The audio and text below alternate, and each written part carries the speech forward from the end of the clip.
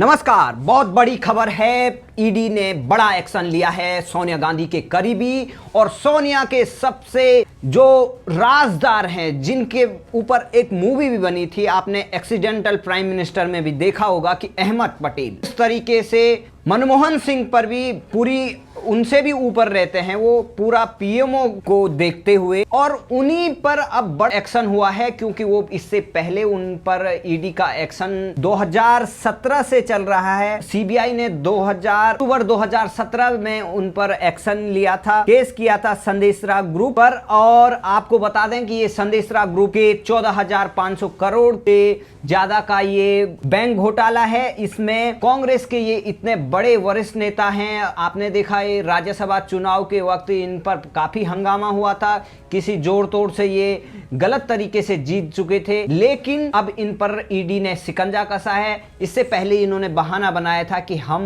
Corona की वजह से बाहर नहीं आ सकते, हम बूढ़े हो गए हैं, वृद्ध हो गए हैं, हमसे ऐसा न किए। अब ईडी सीधे इनके घर पे गई है और पूछताछ की, क्योंकि ये कोरोना के बहाने अपने आप को बचने की पूरी नाकाम कोशिश कर रहे थे। लेकिन कांग्रेसियों को ये समझना चाहिए कि जितना आपने भ्रष्टाचार किया सब पर एक्शन होगा। आपको बता दें कि संदेशरा ग्रुप के मालिक चेतन और नितिन संदेशरा अहमद पटेल के बहुत करीबी हैं। ईडी इससे पहले अहमद पटेल के बेटे फैजल और दामाद इरफान सिद्दीकी से भी पूछताछ कर चुके हैं। तो आप लगा सकते हैं कि कांग्रेस पार्टी की अध्यक्ष सोनिया गांधी, जो यूपीए की चेयरपर्सन भी रही, उन्होंने किस तरीके से अपने समय में इतने जो घोटाले किए, कोई भी लीडर हो, बड़ा से छोटा, हर कोई घोटाले करने पे लगा। और जब इनके घोटालों की पोल खुलती है तो ये कहते हैं कि हम पर राजनीतिक कारणों से हम पर हमले हो रहे हैं, हम ऐसा नहीं, हमने तो राजीव गांधी कंप्यूटर लाए। लेकिन राजीव गांधी फाउंडेशन पर जो बड़ा खुलासा हुआ है, अब चिदंबरम बौखला चुके हैं और चिदंबरम अजीब तर्क दे रहे हैं और चिदंबरम कह रहे हैं कि वो हम लौटा देंगे तो क्या चाइना वापस चला जाएगा। जो चाइना को इन्होंने अक्साई चीन दिया, इन्होंने 2013 में तमाम लद्दाख के इलाकों में चाइना का जो अतिक्रमण हुआ उस पर कोई चुप्पी साधी थी। वहां पर मनमोहन सिंह कहते थे कि ये छोटी मोटी घटनाएं हैं, मीडिया इसको जबरदस्ती तूल दे रहा है, चीन हम पर आक्रमण नहीं करना चाहता है। इस तरीके के तमाम ऐसे बयान आप मनमोहन सिंह के चीन के ऊपर देख सकते हैं। तो आप लगा सकते हैं कि उस समय किस तरीके से चीन को खुली छूट मिली थी। भारत के जो अभी खुलासे हुए कि जो इन्होंने एमओयू साइन किया था 2008 में कांग्रेस के अध्यक्ष सोनिया गांधी, और तब उनके पुत्र पप्पू राहुल गांधी भी वहां पर साइन करने के लिए पहुंचे हुए थे।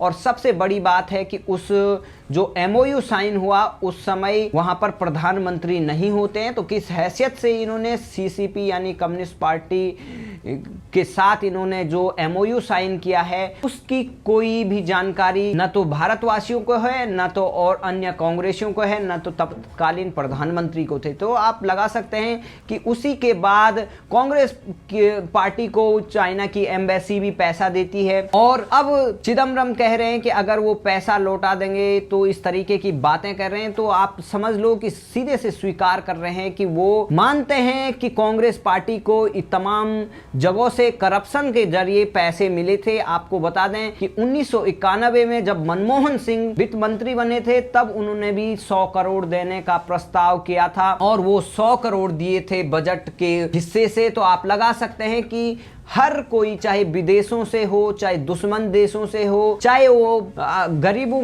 को सहायता करने के लिए जो राहत कोष बनाया गया था उससे भी वो फंड हो, हर मिनिस्ट्री से, हर पीएसयू से, हर जगह से सिर्फ और सिर्फ गांधी खानदान का एक ही धंधा था कि राजीव गांधी फाउंडेशन में पैसा जम के बरसाया जाए और उसकी लूटपाट करके पूरे विदेशों में मौज बनाई जाए। इसका मतलब ये है कि पूरे देश को किस तरीके के लूटा। नाम तो इनका था कि फाउंडेशन देश के गरीबों की सहायता कर रहा है, लेकिन असल में वहां तो सिर्फ गांधी खानदान, जो वाड्रा खानदान है, जो अपने आप को किसान मानते हैं, उसकी सेवा हो रही है। तो आप लगा सकते हैं कि कांग्रेस पार्टी के तमाम नेता बौखलाए हुए हैं। कभी चिदंबरम मीडिया के सामने आते हैं, कभी प्रियंका वाड्रा, कभी राहुल गांधी, कभी सोनिया गांधी, पूरा खानदान और पूरे ये चमचे कांग्रेसी के वो बातें रखते हैं कि जो जिनसे पूरे देश का खून खौलता है कि किस तरीके से इन्होंने करप्शन किया, और फिर कहते हैं कि हम 70 सालों से हमने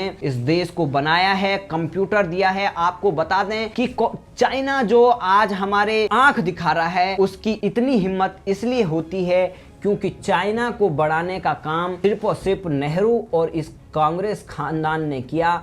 आपको बता दें कि चाइना हमसे बाद में आजाद हुआ, और जब आजादी के समय यानी 1947 के समय पर चाइना और भारत की लगभग एक समान इकोनॉमी थी, लेकिन आज उसकी जीडीपी हमसे कई गुना ज्यादा है। तो आप लगा सकते हैं कि इसका दोष किसको दें। आपको बता दें कि जब कांग्रेस की गवर्नमेंट थी तब चाइना के थर्ड क्वालिटी के ऐसे प्रोडक्ट को भारत में रखा गया कि जो यहाँ के बना सकते थे, लेकिन यहाँ के उद्योग धंधों को चौपट करके चाइना के माल को घर घर तक पहुंचाने का काम कांग्रेस की गवर्नमेंट ने किया, कांग्रेसियों ने किया। और उनको जो ड्यूटी लगती थी, कस्टम ड्यूटी लगती थी, उनसे सारा टैक्स कम करके इतने सस्ते हो गए कि लोगों के पास ऑप्शन नहीं रहा। लोगों को लगा कि ये चाइना वाला सस्ता है, हम इसको लें, क्यों हम दूसरे प्रोडक्ट को महंगे को लें। तो इस तरीके से कांग्रेस की नींव खुद ही अंग्रेजों ने रखी। अंग्रेजों ईस्ट इंडिया कंपनी ने जिस पार्टी की स्थापना की हो, वो क्या भारत की भलाई चाहेगी? अब वो चाइनीज कंपनियों की एजेंट बन गई है, क्योंकि चाइनीज कंपनी पीएलए यानी पीपल लिबरेशन आर्मी यानी पीएलए जो चाइनीज आर्मी है उसकी कठपुतली है, क्योंकि पीएलए वहां सीसीपी की आर्मी है, चाइनीज कम्युनिस्ट पार्टी का।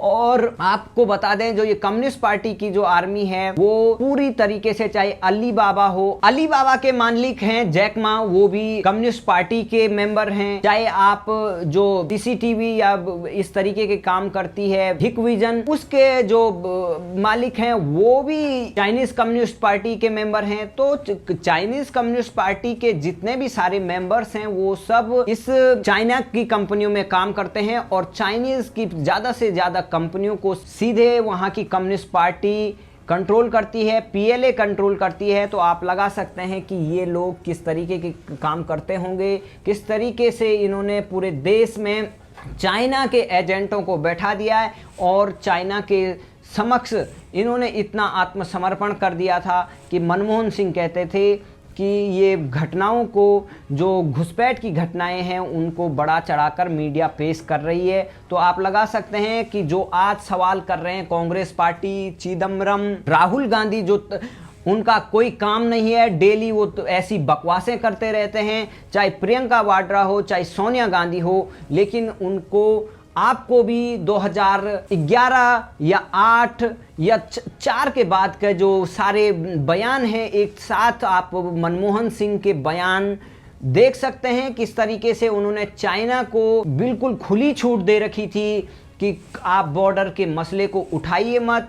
आपने देखा कि बीजेपी के लद्दाख के सांसद ने किस तरीके से उस पर खुलासा किया था। तो कांग्रेस पार्टी अपने आप को पूरी तरह से बेनकाब हो रखी है, लेकिन फिर भी वो अपनी आदतों से बाज नहीं आ रही है। कभी वो पाकिस्तान के पक्ष में खड़ी हो जाती है, कभी चीन के पक्ष में, और भारत के पक्ष में तो कभी नहीं खड़ी होती है, क्योंकि वो यहाँ पर सिर्फ और सिर्फ करप्शन करने के लिए, लूटने के लिए बैठी हुई है। ईस्ट इंडिया कंपनी चली गई, लेकिन उन्होंने अपनी ये गांधी फैमिली वाली कंपनी यहीं पर Robert Vadra and Sonia Gandhi and company यहाँ पर खड़ी रखी, और वो इस तरीके से पूरे देश को लूटते रही, आज भी लूट रही है, और अन्य तरीकों से लूट रही है। बहाना है कि हम देश को बना रहे हैं, और जो देश आज विश्व के नंबर 1 पे होना चाहिए था, जो हमें हथियार खरीदने पड़ रहे हैं, यहाँ तक कि हमें मोबाइल टेक्नोलॉजी भी बाहर से लेनी पड़ती है। चाइना के मोबाइल भारत के बाजारों में छाए हुए हैं, हर घर में चाइनीज मोबाइल है। इसका एक और एकमात्र कारण है कांग्रेस की चीन परस्त नीतियां, और चीन से डोनेशन लेकर उनकी कंपनियों को फायदा पहुंचाना और भारत की कंपनियों का बंटाधार करना, ये कांग्रेस की नीति रही है। और इसी का कारण है कि आज कांग्रेस पार्टी का पतन हो चुका है, लेकिन इनके पतन होने के बाद भी इनके घोटाले खुलते जा रहे हैं, और आप समझ सकते हैं कि इन पर कोई वो जवाब नहीं देंगे। चाहे वो राजीव गांधी फाउंडेशन हो, जो चाइना के साथ उनका एमओयू हुआ है उस पर भी कोई जवाब नहीं देंगे, लेकिन वो बकवास और सवाल हमेशा करेंगे क्योंकि वो समझते हैं कि हम लोगों को भड़का देंगे, हम दूसरी तरफ मोड़ देंगे। लेकिन वो बात ये कान खोल के सुन लें कि इस तरीके से वो कभी नहीं जनता का ध्यान नहीं भटका सकते हैं। जनता को तुम्हारी पूरी सच्चाई पता है। अहमद पटेल पर भी एक्शन हो रहा है, चिदम्बरम फिर दोबारा जेल जाएंगे, सोनिया गांधी राहुल गांधी वैसे ही बेल पर हैं। इन सब का हिसाब होगा और समय पर अब हिसाब होगा। इस वजह से ये बौखलाए हुए हैं। जब चींटी मरती है तो उस पर पंख लगने लगते हैं, तो उसी तरीके से गांधी फैमिली पे भी पंख लग रहे हैं और कुछ समय बाद इनका भी हिसाब किताब होगा। जय हिंद, जय भारत।